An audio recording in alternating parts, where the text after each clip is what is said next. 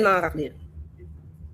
Naman natin ito sinasabi. Kung talagang gusto nyo magdemanda, managot ang dapat na managot.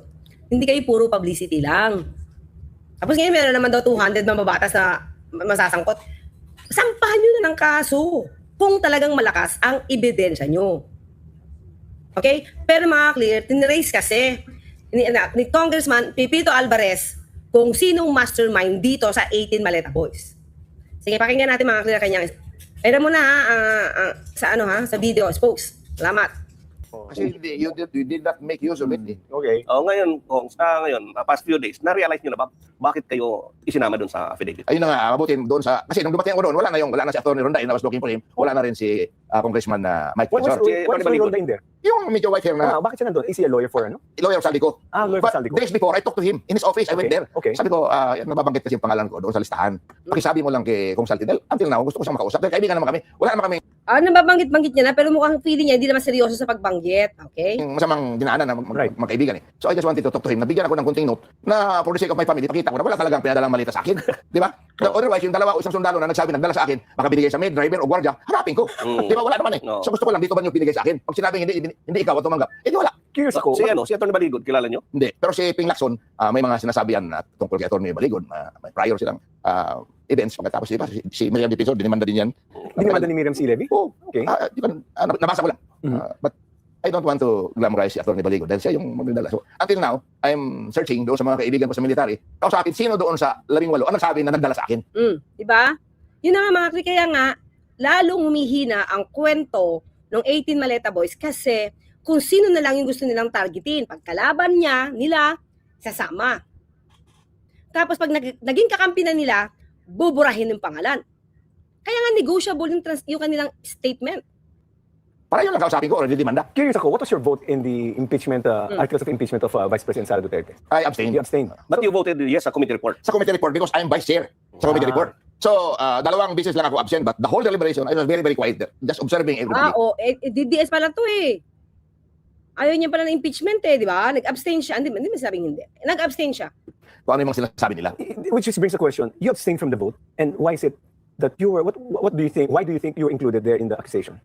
Yun na po, during that, kinapo ko ni Senator Alan. Okay. Then may nagtanong, ano kung hindi? Edwin Lacerda. Tignan niyo yung tanong niya. You abstain. Diba? You did not vote. Did not make any vote.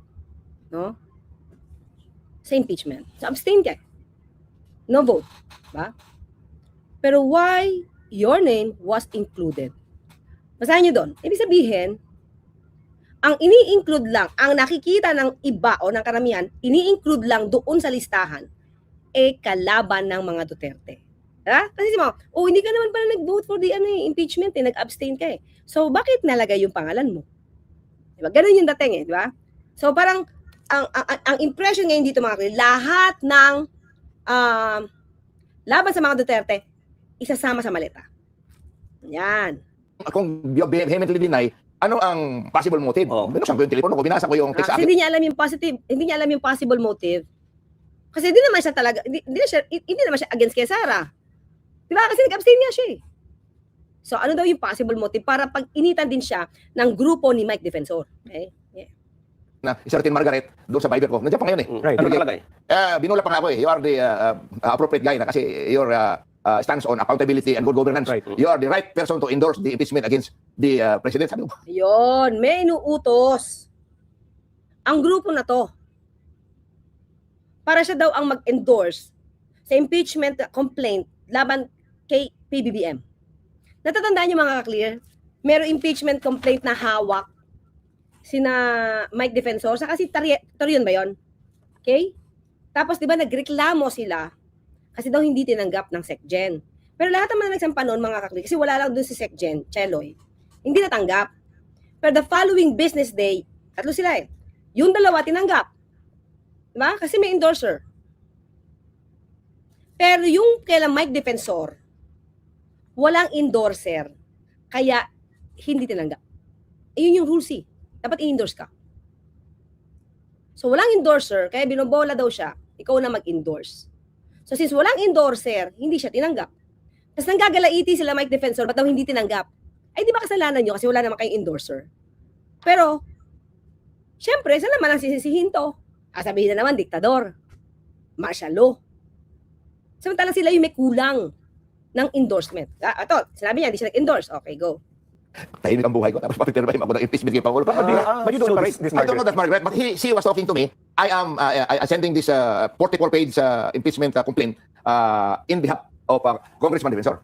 So yun ang nasa sa akin, pinakita. Oh, Congressman Defensor, di ba? Oh, Complaint. She was talking to me. I am sending this 44-page impeachment complaint in behalf of Congressman Defensor. So yun ang di ba? Tapos sabihin nyo, destabilization, wala silang alam. Oh. nasa sa akin, pinakita ko So, kasi. tao ni Kong Mike. Which dinideny ni Kong Mike dahil kaibigan daw niya ako, pwede naman niya akong, siyempre, let's give him the benefit of the doubt. Kahit hindi mo kilala si Margaret, pero complaint nyo yan eh. Tatandaan niyo yung pangatlong complaint nila Mike Defensor pero hindi tinanggap. Kaya Mike Defensor yun eh. So sino mag-uutos dyan para i-endorse? Out of the blue, out of nothing, may isang Margaret na mag-uutos. Oh, endorse mo to. Kong. Diba? But I received it, and then I printed it, 44 pages. Doon sa opisina ko sa Kongreso. Until now, hindi ko. Oh, because you refused to sign that. Yeah, and then suddenly my name's already The articles yun. of impeachment was against President. against BBM. BBM. And so when you refuse to sign, your thinking is this because I refuse to sign, dinamay ako dito sa. Opo. Yun ang possible motive. And according to our billionaire team, at least our executive producer mentioned that they're trying to locate Margaret based on the number that you provided. They could not. Hindi na, tawagan ko yung Margaret, wala na sumasagot sa number na yun. So yun siguro talaga. Yun, ang tingin mo, yun ang ano, because you refused to sign, yun to endorse the impeachment complaint against If BBM. you put two and two together, siyempre yun eh. Yun na yun. So these people seem to, but even see, I remember I spoke to Congressman Joe Chua who guested here, pati siya dinamay eh. Mga Quadcom dinadamay. Diba? Lahat ng kalaban ng mga Duterte nilalagay. Pero yung mga kalyado ng Duterte, malinis. Lahat. Lahat, di ba? Yung kay 51 binipulong. At hindi kasama doon. Sige nga. si Congressman Lenny Diliman, hindi pa siya. Pero nakausap, meron ako mga emisaryo. May revelation siya. Nakausap ko na yung mga kalahati nung 18. Si Lahat din ng 18 nakausap niya na. Laila de Lima hindi talaga kasama. O, di ba? Si Leila de Lima, inamin sa kanya, hindi kasama. Pero bakit pinilit isama yung pangalan? Kasi aktibo sa impeachment. Ni Bibi Sara. Di ba? Okay. Ako, wala ka lang sa kanila nagsabi na dineliver namin doon sa bahay. Wala makaka-describe sa bahay ko. Sinasabi lang Forbes Park House. Pero yung ibang mga congressman, dineliver sa bahay, may address pa, Address. may picture pa. So, sabi ko, gusto ko lang malaman, nasaan ba yung tatlong malita na Doon yan? sa siyam na kinausap nyo, did they include the name of Senator Loren Legarda na nakatanggap? Hindi ko ako yung kumausap. Meron akong emisary sa military. Okay. Sinausap Dahil siya. meron akong isang ex-marine na bodyguard ko nung araw sa Palawan, namatay na, heart attack. Mga kaibigan ito. Tsaka Okay. dyan sa isa sa kanila, dating bodyguard ni Congressman Mitra, nandiyan pa ngayon. Wait, sa Palawan nakatira ang pamilya, doon sa Northern Palawan after the Underground River. Right. Si Anselmo Taberdo. So yun, nakausap na yun ng tao ko. Hindi na po yun. Ngunit yung iba hindi pa nakakausap. So I'll continue to search kung sino dito sa 18 Marines nagsasabi na nagdala sa akin. So how do So you, tingin mo ba mayroong ano, may aamin sa kanila? Kung may amin, sabihin ko saan mo, Eh, diba? hindi aamin yung kakasuhan. Kung talaga hindi nangyari, ba't mag-aamin yung mga Yung napalabas ko nga na hindi naman ako galit. Gusto ko lang malaman ang katotohanan. Dahil siyempre, hinahanap sa akin na pamilya ko. Sana yung tatlong malita na yan. you know, So, I- merong tingin mo merong forces behind that effort to malign you, to besmirch your reputation. Siguro. Tingin mo meron. But they don't know your background because it's really maybe that your suspicion is correct because you refuse to sign. Because apparently if they knew your background, you're not someone who, I mean, you don't need the money. Di ba? Hindi ko masabi yun. Okay. I will tell you very frankly. Lahat ng tao kailangan ng pera. Pero at this stage in my life, tama na po yung whatever I have now. Tama na po yun. I mean, hindi na ako masyadong nagninegosyo dahil hindi naman kami nagugutom. Actually, di ba, government, alam natin pagdating sa kampanya, matulungin si Ano Kong Pepito. ang daming aeroplano nito. Ang daming aeroplano nito, Helicopters. ginagamit. Hindi lang kotse, aeroplano, helicopters. Kaya, Lahat ng mga politiko talagang lumalapit sa Daming kaibigan nito. Daming kaibigan ni ano eh. Marami tayo nakilala, kaibigan. Tagal kasi So tayo. ito yung sinabi ni kahapon kasi nandito si Kong Mike. So sinabi niya walang kinalaman sa on your situation because his name was implicated. Sabi tinanong niyo kung sino doon sa 18 Marines nagsabi na nagdala ng malita sa akin. O, tapos wala na rin alam si Mike Defensor? Nakasama si Alvarez? Ayun ang dapat. Pag iginisin sila si Lim. But how do you find this is the problem. Parang habang gumagalaw yung kasong ito, gumagalaw rin yung testimonya ng mga tao, nagbabago, nagkakamali. So how do you find the affidavit person? The reason why I went to the office of Attorney Ronday was to request him if he can talk to Congressman Saldico. Maski siya nang sumulat sa akin na I spoke to Saldico and Saldico said he did not send me any malita. What was his response? Wala pa, hindi pa niya nagkukontak. So paminsan-minsan lang daw siya nag-uusap. Sabi ko, sa pag-uusap ko, if you are going to Europe na you're going to see him, samahan kita. bakit di kayo sama kayo? Yan papapasama? Nakasabi mo, Wala naman. Kasi kami ni Kong Saldi, wala kami pinasamahan ng sarap. Oh, okay. Vice chair ako na appropriation eh. Oo, yan. Siya ang chairman. Hanggang ngayon, vice chair pa rin ako na Okay. appropriation. So very close Alam ko working paano relationship yung nila. pamamalakad doon sa Kongreso. Okay. So but very very interesting. So let's go to the ano na tayo ngayon, questions natin. So Last question. Our hanging question, magsasampa ba kayo ng kaso against the 18 Manila Boys at kay Attorney Levy Baligot, knowing that even if you don't know specifically who is the one who claimed it, will you file a case against it? That is the clamor of is and everyone that was mentioned in that affidavit. Whose wish is that? Who told you, Pumulo? At saka si Attorney Levy That's Baligot. the wish of everyone that was mentioned in that affidavit. Whose wish is that? Who told you? My advisors told you? Kasuhan nyo? Oh, sa Congress ko. Sa Congress. Kakausap namin. Si Laila de Lima, si Congresswoman Garin, si Adjong, nakakaso. Nag-file na sila eh. Oh, napayag na sila ako. Shortcut yung akin. Kung bibigyan ako ni Saldi ko ng isang note na hindi siya napadala ng Malita sa akin, tama na sa akin yun. Kasi hindi naman ako, I'm not running for in a national public office. Importante sa akin yung pamilya ko na. Ito. Kung hindi ka bigyan. Kung hindi ako bigyan, file ako na kaso. So you can file, hindi mo fa-file yung 18 kasi sabi niyo 6 na ang nag... I think I'm very close to kung sino, kung sino yung mastermind at saka kung sino yung O, malapit niya na makita, mga kriminal, kapag sabihin sa kanya kung sino yung mastermind. sinabihan, sabihin mo ito. Pero, Yun, no? So, in other words, meron na nakakapagsabi sa kanya na itong mga taong to, dinidiktahan lang. Ito sabihin mo. O sige, tuloy tayo So, meron na siya. Pinapaimbestigahan niya eh. kung let's say may nagsabi na nagkamali kami, will you desist from filing? Kawawa naman yun. Alam mo, itong mga maris na yan, some of them, yung kasama nila nung araw, naging kasama ko rin doon sa Palawan sa campaign ko. The last 15 years. Walang-wala talaga yan sila. Lalong-lalo na yung mga dishonorably discharged. Pero yan. O, di ba? Mga clear. Mukhang ginagamit talaga sila. Kasi wala naman alam sila sa kwento.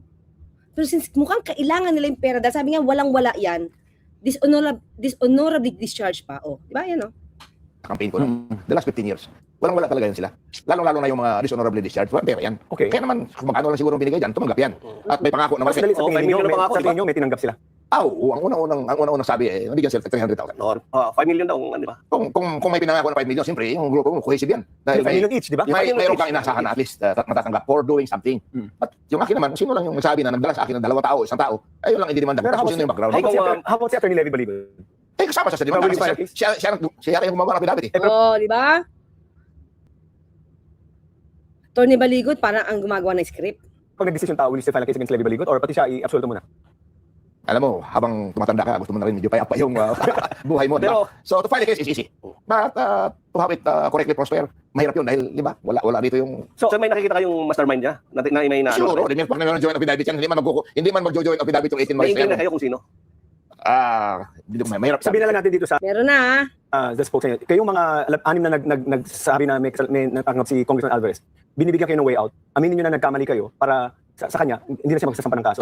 Mas better for your peace of mind. Including Attorney Levy Baligot, I think you should apologize because you're the lawyer of record and you've been recklessly accusing people who are not even part of this. So, yung mga taong walang part of that, I think you should make an apology because you're the prime instigator of all these things.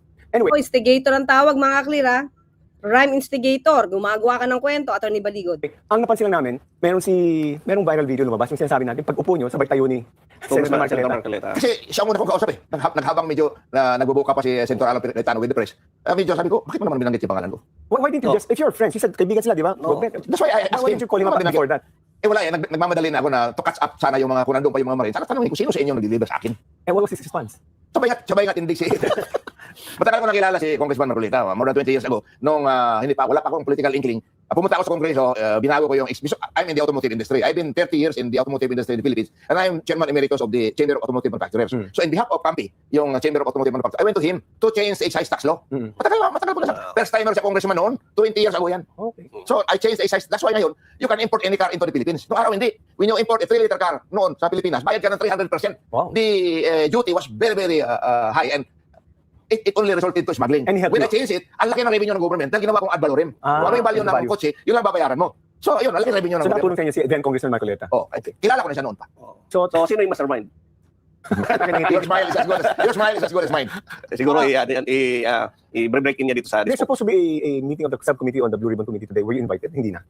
Nung last Monday, was supposed to be invited by So, di ba, alam niyo na yan, mga clear, sino ba naman ang tao behind that?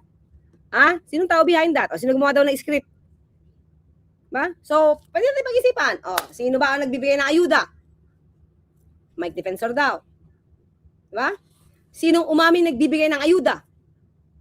Attorney Baligot. Sino nakahanap ng mga yan? Attorney Baligot. Sinong tumulong sa kanila during the press con? Mike Defensor. Sino si Mike Defensor? Kaibigan ni VP Sara. Na gusto magpatalsik kay Pangulo. Na gusto rin magpa-impeach kay Pangulo. At sino naman si Mike Defensor sa buhay ni Senator Marcoleta? Donor. 30 million. Diba? Makakatanggi, ang tanong lang natin, makakatanggi ba si Senator Marcoleta sa hiling ni Mike Defensor na dalhin sa hearing yan. Kaya nga daw sila nag-absent ng 3 araw. June 1, June 2, June 3. Dahil kung pumasok sila ng June 1, mawawala si Senator Alan Cayetano as Senate President. Patay daw, patay. So, ang kailangan protektahan nila yung hearing ng June 4 para sa Maleta Boys.